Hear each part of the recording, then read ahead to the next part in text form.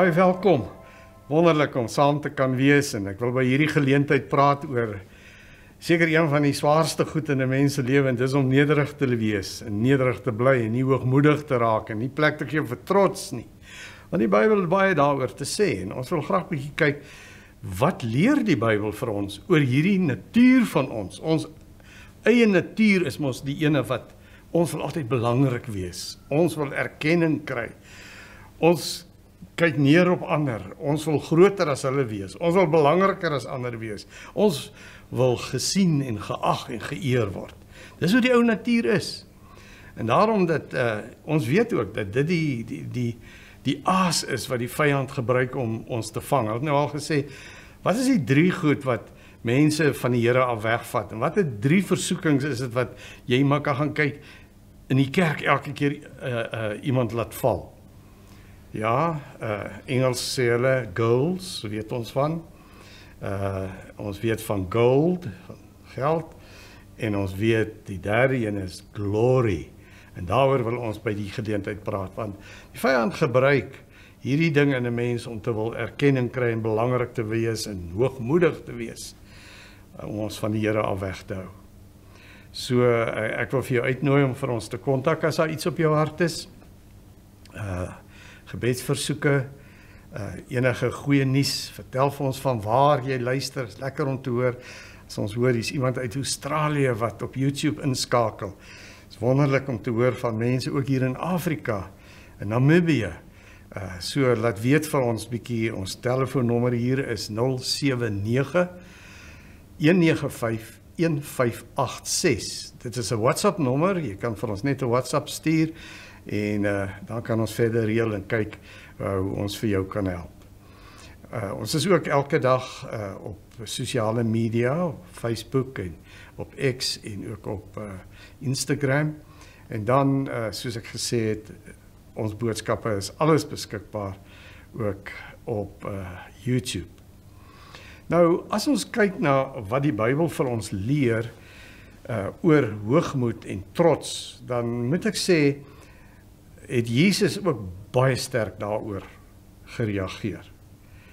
Ek dink aan daai bekende gelykenis wat ons nou ook al 'n bietjie na gekyk het oor die tollenaar in sy trots, in sy gebrokenheid en die fariseer in sy trotsheid wat saam in die tempel gaan aanbid het.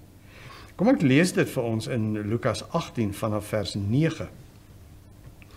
Met die oog op mense wat seker was dat hulle eie saak met God reg is, maar wat op ander gesien het Jesus hierdie gelykenis vertel. 2 mense het na die tempel toe gegaan om te bid. Die een was 'n fariseer en die ander 'n tollenaar.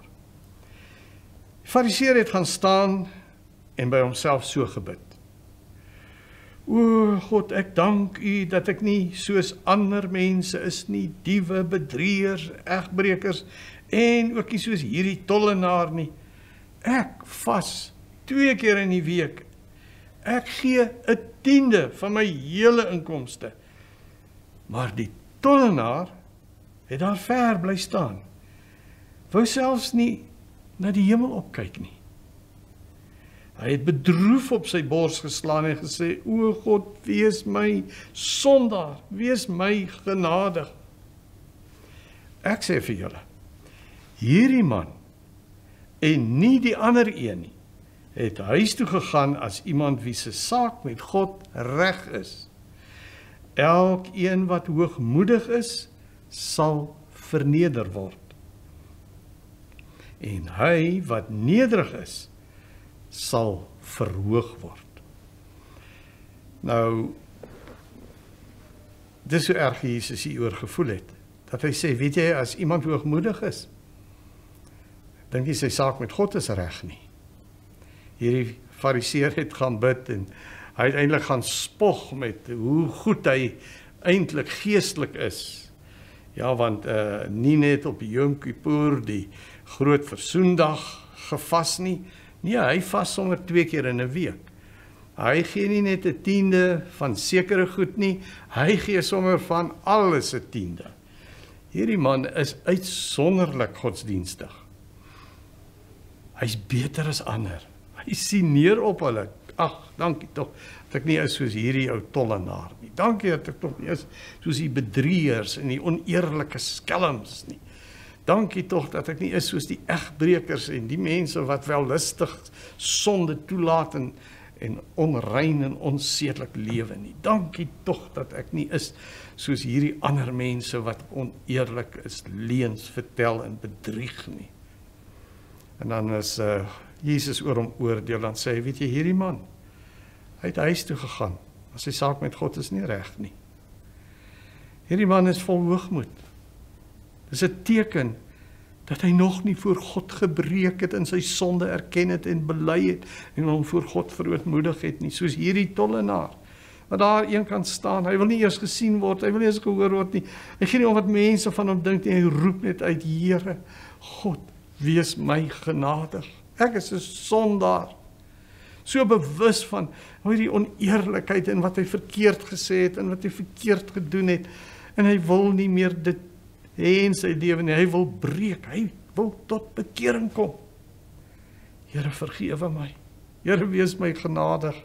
En dan sê Jesus, weet jy, hierdie man, in sy gebrokenheid, wat niks dink van homself nie, wat homself verootmoedig het, as 'n sondaar voor God gebuig het, hy is regverdig huis toe. Sy saak met God is reg. Hierdie is die sonde wat ons sien, eintlik, ons kan amper sê die oersonde. Hoogmoed en trots is die sonde wat in die hemel begin het. Want in die hemel lees ons hoe dat die leier van die engele, wat daar geskape is en sy roeping was om aan God die eer te bring en God alleen te loof en God alleen te prys. En toe wil hy ook maar 'n bietjie eer hê, toe wil hy ook maar 'n bietjie raak gesien word, toe wil hy ook hê, hulle moet hom ook bietjie aanbid en vir hom ook bietjie eer. Hy is daarom ten minste die hoof van die engele en die lofprysers. Hy is tog nie maar net sommer een van die gewone hemelinge nie. En op die ou end lees ons die hartseer verhaal dat die rebellie deur hoogmoed en trots gedryf het gemaak dat God 'n derde van hierdie engele wat saam met hierdie owerste van die engele gestruikel het en hoogmoedig was, uit die hemel uitgewerp is. Hier is nie plek vir hoogmoed in my hemel nie, sê Jesus. Hier is nie plek, sê God, vir trots en vir belangrik wil wees en eersugtig wil wees. Kan nie teen God draai nie. As een wat geëer moet word. As een wat geprys moet word. Jy moet die Here jou God alleen lief hê en hom alleen dien. Dis die gebooie van God. Dis wat God van ons verwag. En nou, die sondige aard is nie, gaan nie vir God alleen eer nie. Ek wil ook bietjie eer hê. Ek wil ook raak gesien word. En ek wil ook, mense moet daarom weet, ek is beter as ander.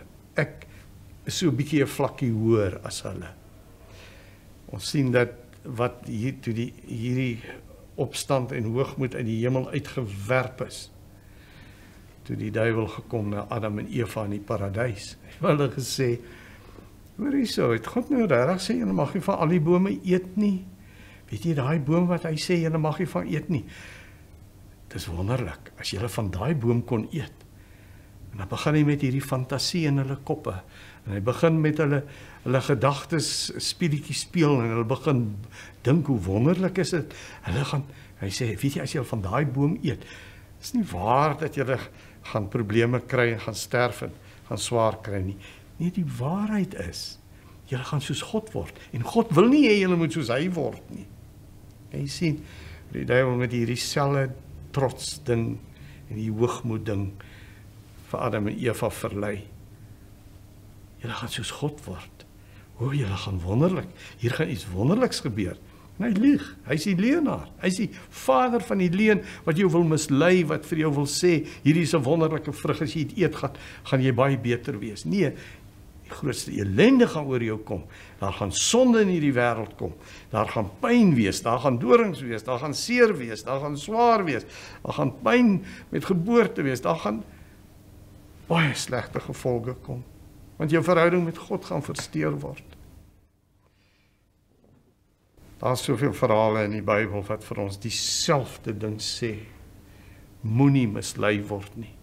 Moenie self God wil wees nie. Buig voor die enigste ware God. Koning Nebukadneser is ook vir ons 'n baie mooi voorbeeld. Ons lees daar in Daniël 5 van hierdie man wat almal het hom bewonder. Hy het hierdie pragtige hangende tuine in Babel gebou, 'n wonderlike stad. Mense het gekom van oral oor om hierdie stad te bewonder. En almal moes weet, dis Nebukadneser wat dit gemaak het. Hy is die president, hy is die koning, hy is die heerser, hy is die belangrikste van almal. En toe het hy homself verhef by 'n geleentheid. En hy het gesê, kyk wat het ek Nebukadneser als bereik. Kyk wat het ek als gedoen. Kyk hoe besonderse mens ek is. Ek is soos 'n God. En toe het 'n engel gekom met die boodskap van die hemel om te sê, jy's niks. Jy kan in 'n oomblik sal jy verkrummel en sal daar niks van jou roem en jou eer mee oorbly nie. Jy sal soos 'n dier word. God sal jou verstand en al die wysheid wat hy jou gegee het, al hierdie wonderlike kreatiwiteit en al hierdie gawes sal hy van jou onttrek.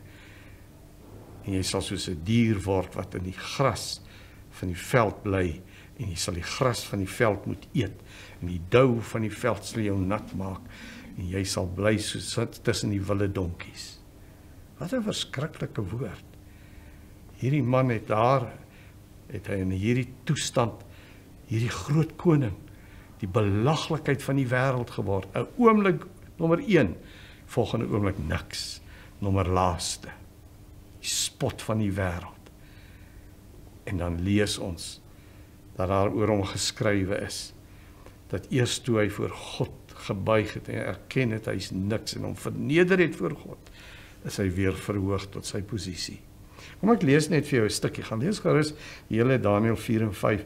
Hier staan in Daniël 5 vers 18, die allerhoogste God, daar's net een God wat die hoogste van almal is, die allerhoogste God, het aan u voorganger Nebukadneser koningskap en mag en roem en eer gegee.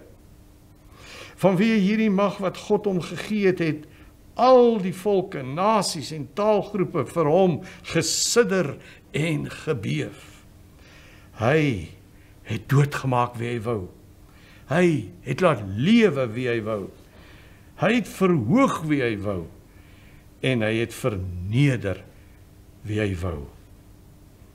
Maar toe hy hoogmoedig en verwaand geword het, is hy uit die koningskap afgesit en het hy sy roem verloor. Hy is uit die menslike samelewing uitgestoot en het soos wilde diere geword. Hy het saam met die wilde donkies gebly en moes gras eet soos beeste. Hy snags deur die dou van die hemel nat gemaak. Hy moet erken dat die allerhoogste God mag het oor die koninkryke op aarde en daaroor aanstel wie hy wil. En eers toe hy daarby gekom het en homself verneder het en voor God gebuig het en gesê het, ja, u is die enigste God, voor u buig ek die belangrike Nebukadneser ook, want ek is niks. Alles wat ek het kom van u af. En u kan my in 'n oomblik, kan u my op die grond tussen die gras laat leef, of u kan my herstel op die troon in heerlikheid. En hierdie boodskap kom van God af, vir Belsasar, die opvolger van Nebukadneser. Hy sê vir hom, Belsasar, jy het daar die skrif teen die muur gesien, geweeg en te lig bevind. Jou koninkryk sal van jou weggevat word, sal verdeel word, en jy sal niks wees nie, en jy sal sterwe. En dit het gebeur, net na hierdie profetiese waarskuwing oor sy hoogmoed, en dat hy nie ag geslaan het op wat die Here in die verlede gesê het, en hoe hy met Nebukadneser gewerk het, en hoe hy kom wys het, hoe belangrik het is om God alleen die allerhoogste te aanbid, en jouself voor God te verneder, en aan hom al die eer te gee, en hom te prys. Het jy vergeet wat met Nebukadneser jou voorganger gebeur het? Jy het in hoogmoed weer verwaand geraak, en daarom sal God jou nou van die troon af wegvat. En dan lees ons, daai nag het hy gesterf. Daai nag het die soldate sy regering ingeneem en Perse oorgevat. Het hy niks geword. Het hy van die aarde afgevee, want God weerstaan en opponeer die hoogmoedig is. Maar aan die nederiges gee hy genade. So dis hoe ernstig God daaroor praat. Dis die verhaal van die Herodes, Handelinge 12, lees ons ook dat hy op die troon gaan sit het en vir die volk en vir almal gesê het, hoe groot hy is en die wonderlike geboue en al die goed wat hy gedoen het en die wonderlike mens wat hy is en hoe hy bo almal is en die mense hom aanbid het. En hulle gesê, dis nie 'n mens nie, dis 'n God hierdie. En toe het hy oor daar van sy troon afgeval en die wurms het hom verteer. 'n Skrikwekkende, ontstellende, gruisame dood. Man wat homself verhef het, ek is die koning Herodes, lê op 'n skandelike manier op die vloer en die wurms verteer hom. Kan jy sien hoe erg God optree teen hoogmoed en teen trots? Hoe jy oomblik hierdie belangrike pastoor, hierdie belangrike persoon, hierdie belangrike leier is. Here kan jou in 'n oomblik platslaan en jy besef jy's niks. Maar dis daar waar jy niks is, waar God jou sal verhef. Waar hierdie vrou by Jesus se voete gaan huil en haar duur nardesolie oor hom uitgiet. En hoe sy daar bid oor vergifnis vir haar sonde en Jesus haar ophef en oprig. Het jy al by daardie plek gekom van selfvernedering? Soos Petrus wat ook gesê het, o ja, nee, ek is beter as hierdie ander disippels. Hulle sal u nog teleurstel, Jesus. Hulle sal hulle rug op u draai. U sê dat die wolf gaan tussen die skape kom en die herders gaan vlug. Ja, ek sal nie vlug nie. Ek sal by jou staan deur dik en dun.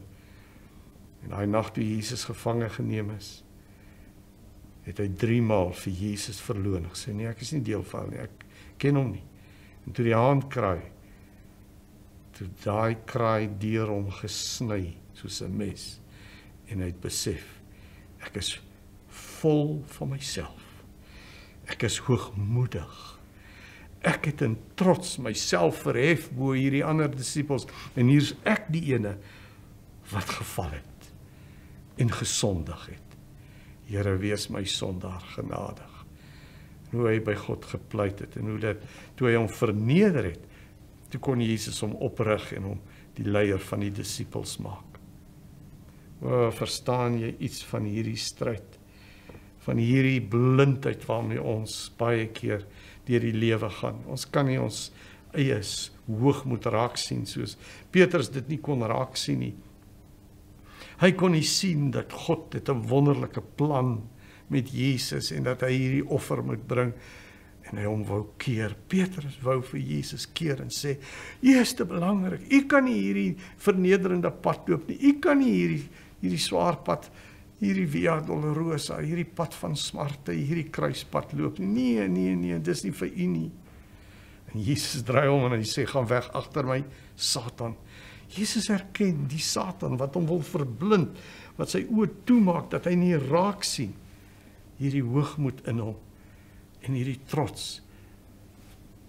Ek lees dat Jesus ook, toe hy met die gemeente praat, en vir hulle sê in Laodicea, julle is blind, julle sien nie julle hoogmoed raak nie, julle dink julle is beter as ander, julle sien neer op hulle, o, julle het hierdie wonderlike oogsalf ontwerp, julle word deur die wêreld geag en almal kom vir hierdie oogsalf, julle het met hierdie swart karakoel skape, het julle 'n unieke wol en julle maak die mooiste klere en pelse en wat, o, hierdie pragtige swart klere wat julle dra, dis ongelooflik wat julle uitvoer en wat julle maak.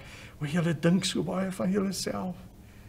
En julle besef nie, julle is eintlik armsalig. Julle is gebrekkig. Julle is arm geestelik. Julle is voor God, is julle niks.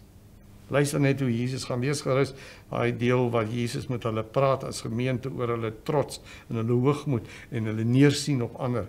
Ek lees net vir jou vers 17 en 18 uit Openbaring 3. Julle sê, ons is ryk, skatryk, en ons het niks meer nodig nie.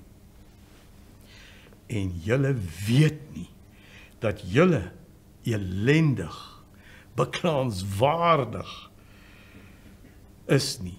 Julle is arm, blind en kaal. Daarom raai ek julle aan om by my goud te koop, wat deur vuur gelouter is, sodat julle ryk kan word. En julle koop wit klere, sodat julle kan aantrek en julle skande, julle naaktheid nie gesien word nie. En koop oogsalf by my, om aan julle oë te smeer, sodat julle kan sien. Julle is geestelik blind. Julle is geestelik armoedig. Julle het niks. Julle skatte is als hier op aarde. Julle het niks skatte in die hemel nie. Julle is beklaanswaardig. Weet jy, dit is pateties.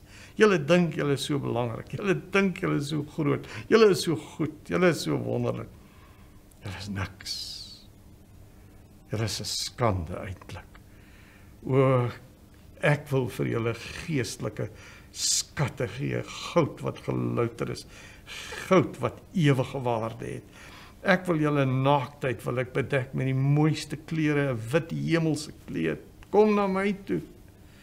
Ek wil julle oë oopmaak, dat julle kan sien wat het waarde en wat is waardeloos. Bekeer julle. Dis die antwoord. Dis hoe jy oorwinning kry oor hoogmoed. Jy sien dit nie raak nie. Makliker in ander se lewe sien ek hulle hoogmoed raak, maar ek sien nie my eie trots raak nie. O, ek het 'n balk in my eie oog, maar ek sien dit nie raak nie. Ek sien die splinter in 'n ander se oog. Ek sien die ander se foute raak. O, en ek sien op hulle neer, want kyk my adres. Kyk my kar. Kyk hoe leef ek, hoe trek ek aan. Kyk wat het ek vermag, kyk net in die muur, sien jy die sertifikate, sien jy wie ek is, weet jy wat is my posisie, weet jy waar was ek al oral gewees, weet jy wat het ek al alles gesien, en wat het ek alles gedoen. O, kom jy agter, jy's blind, die duiwel is besig om jou te mislei, hy skep 'n prentjie vir jouself, waar jy die God is, en jy besef nie, daar's een God, en jy moet jou voor hom verneder, en jy moet jou voor hom neerbuig, en jy moet nie eers 'n afbeelding van hom maak nie, hy is te groot en te heilig, die allerhoogste, voor hom moet jy jouself verneder, en jou sonde erken. Dis wat hierdie tollenaar gedoen het. Hy het daar in die tempel gekom en hy het gesê, Here, ek is 'n sondaar, ek is miskien het ek hierdie pragtige groot huis en al hierdie rykdomme, maar ek is niks voor u nie. Ek is 'n sondaar, kyk wat het ek gedoen, kyk hoe oneerlik was ek. En hy roep net, God wees my sondaar genadig. En hy pleit om vergifnis. Ja, ek sien die verlore seun. Ek sien hoe hy vol van homself, die belangrike is, gee my erfenis, gee my goed, ek wil maak wat ek wil, ek stap die groot man, groot God, hier uit, en ek gaan nou in die stad, gaan ek my lewe geniet, ek gaan nie meer maak soos my pa sê nie, ek gaan nou maak soos wat ek wil. En dan gebruik hy sy hele erfenis en al sy rykdom en alles op.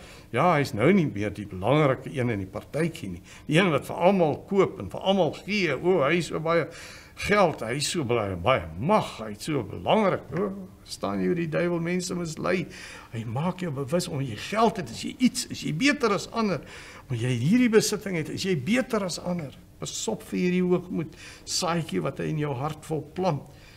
Hy verlore seun het nie agtergekom sy hoogmoed en sy trots tot sy geld op is nie. Toe besef hy, maar nou draai die vriende hulle rug op my. Nou is ek nie meer die held tussen almal nie. Nou is ek nie meer geag en geëer en niemand wil nou meer by my wees nie. Ek het nie geld nie, ek het nie kos nie, ek het nie werk nie. En toe moet hy gaan werk soek op 'n plaas waar hy varke moes oppas en hy sê, en daar het ook niemand eers vir hom omgegee nie. Daar het hy besef in die varkhok, hy is niks. God het sy hand van hom weggeneem. Hy is plat op die grond, rock bottom. Nou is hy by die plek waar hy kan tot bekering kom. Nou het hy vir God nodig. Nou het hy Christus se vergifnis nodig. Nou is hy by 'n plek waar die Here hom kan kom optel en sy lewe nuut maak. En dis wat presies gebeur het. Ons lees die wonderlike verhaal dat hy toe teruggaan vir sy pa, gaan neerbuig en hy sê, ek is niks, maak my 'n slaaf, ek is nie meer die seun nie, ek is niks. En dan kom, uit daai nederige posisie kom tel die pa hom op en hy gee 'n ring vir sy vingers, skoene, klere, hy herstel hom volkome. Jesus is vir ons die volmaakte voorbeeld. Luister net, Filippense 2 vers 3 tot 9, gaan lees dit en sien hoe Jesus mens geword het, hom verneder het tot die kruis, hom verneder het om voete te was, om te dien, om sy lewe te gee vir ons. Hy wat homself verhoog, sal verneder word. Hy wat homself verneder, sal verhoog word. En Jakobus 4 vers 6 wat sê, God weerstaan die hoogmoedig is. Here Jesus, kom maak my oë oop as daar hoogmoed en trots in my hart is. En help my om voor U die enigste ware God te buig en met U reg te maak, terwyl ek nog kan. Amen.